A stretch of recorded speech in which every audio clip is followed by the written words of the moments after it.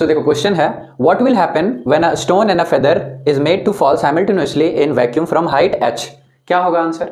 तो आप लोग सबको पता है कि सर दोनों एक ही समय पे दोनों नीचे सरफेस तक पहुंचेगा, लेकिन सर मैथमेटिकली कभी जानने की कोशिश की है कि क्यों, कैसे? देखते हैं।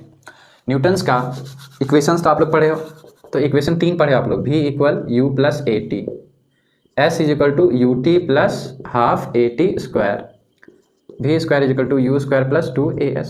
यही 3 इक्वेशन पढ़े हो ना। अब यहाँ पे देखो क्या है सर, h हाइट है, h दिया हुआ है, ठीक है, h दिया हुआ है, हमको h वाला इक्वेशन चाहिए। तो कौन सा इक्वेशन में h है?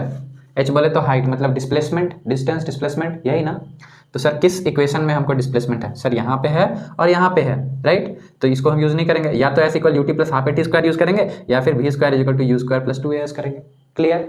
अब देखो, अगर मान लो हम ये इक्वेशन यूज करते हैं v square is equal to u square plus 2as, तो इसमें हमको v और u चाहिए। चलो u तो तुम बता दोगे कि सर 0 है, लेकिन v पता होगा नहीं, तो फिर ये इक्वेशन भी नहीं यूज करेंगे, ये इक्वेशन तो ऑब्वियसली नहीं यूज करेंगे। तो बचा क्या? s is equal to u t plus half a t square. चलो निकालते हैं।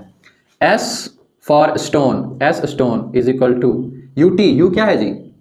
चलिए को u t plus half a t square. मान लो कि ये जो t है वो ts है और ये ts है, ठीक है।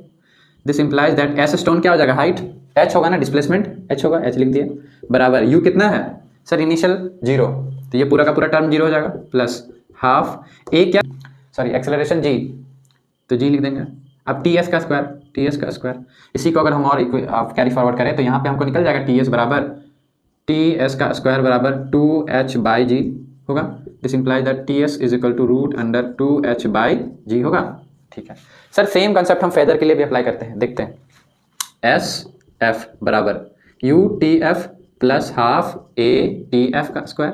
दिस इंप्लाइज दैट यहाँ पे अगेन h आ जाएगा, यहाँ पे अगेन इक्वल, फिर ये पूरा का पूरा टर्म 0, क्यों? क्योंकि सर फेदर के लिए भी इनिशियल वेलोसिटी 0 है, 0 plus half a t F square, ठीक है। This implies that T F square बराबर 2h बाई ए। अब ए की जगह पे हम जी लिख सकते हैं, ठीक है सर, जी। सर इसको और फर्दर कैरी फॉरवर्ड कर दें तो टी एफ का स्क्वायर क्या हो जाएगा?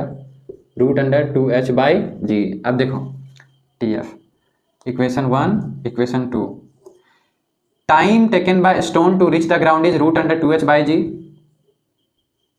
Similarly time taken by feather to reach the ground is 2h by g. दोनों सेम है, तो इसका मतलब ts और tf क्या होगा? सेम होगा, मतलब सेम टाइम में दोनों सरफेस में रीच करेगा। क्लियर हो गया?